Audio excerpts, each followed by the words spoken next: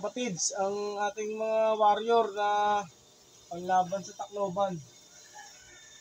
Ito sila. Ito mga breeder natin.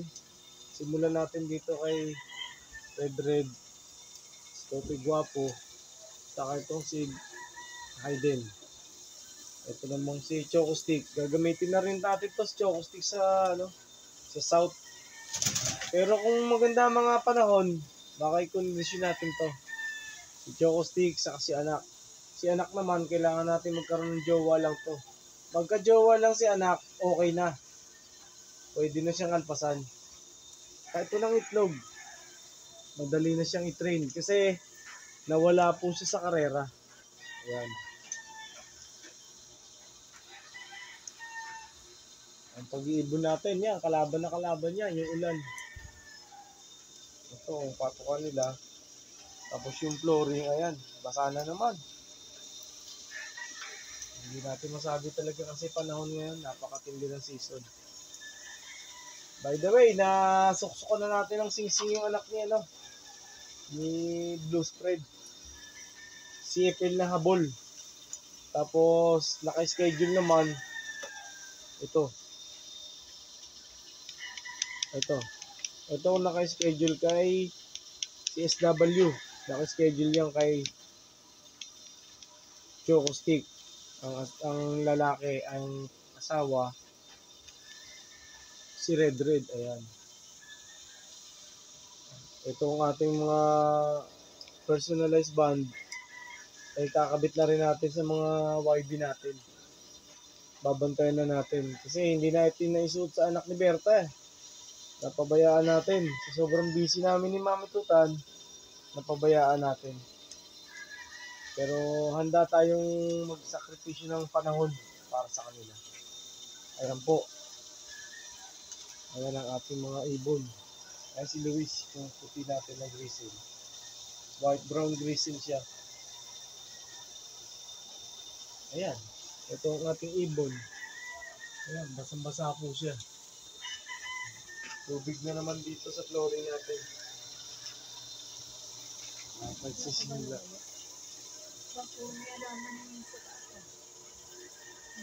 Saglit, tingnan natin ang look natin sa taas.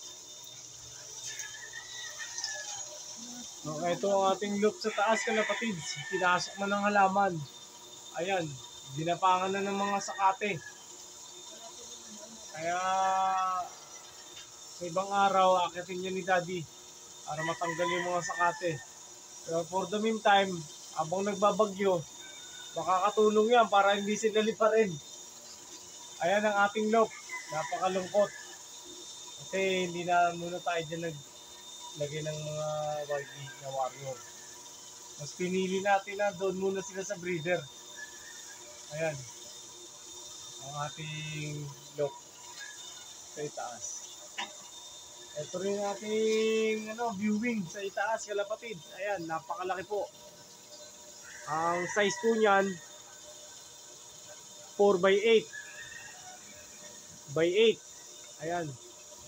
8 feet po taas niyan. Ayan, naka-frame lang siya.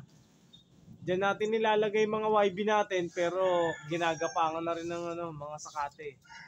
Kasi nga hindi masyado naakit si Daddy ngayon. Madulas, nakakatakot. 17,000 ang ginastos si Mami Tutan sa akin. Saka 31 na x-ray. Inabot ko dyan. Nahulog ako. Buti na lang, ito ako sa inyong harapan. At ito ang ating mga video. Dahil buhay pa ang Daddy Tutan. At nagsasabi sa inyo ng mangarap lang tayo ng mangarap. Dahil libre lang yan. Habang masama ang tingin sa akin ni Pogi, oh. Oh, Pogi! Hindi kayo makakalabas ngayon. Ayan. Ito mga ibon natin. Ayan po si Anak. Napaka-pogi ni Anak. Grind lang po tayo everyday, kalapatids. Maghanap buhay lang po tayo para sa ating mga anak, para sa ating pamilya, para sa ating hangarin sa buhay karera. Laban lang ng laban. Lahat ng mga bagay, pag ipinaglaban mo, natutupad naman kahit pa paano. May nakakamit naman. Ayan po kalapatids. Salamat po sa inyong pagtangkilit sa ating mumunting channel, ang Tutanlop. Mabuhay po tayong lahat. At magpahinga po tayo. O Yasumi Nasai. Ayan, yung mga sakate, nagagapangan na sa loop natin. Ito yung flyer natin, kalapatids, ginagapangan na. Sa ibang panahon, lilinisin ko na yan kasi baka may mapili tayo na ilaro sa norte. Ayan kalapatids, ang laki po ng loop natin sa taas.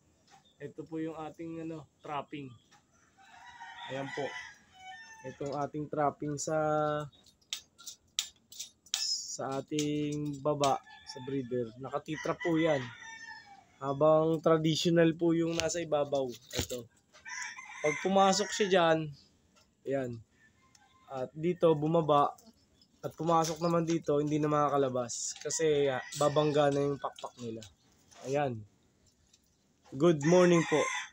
Thank you so much. God bless you all.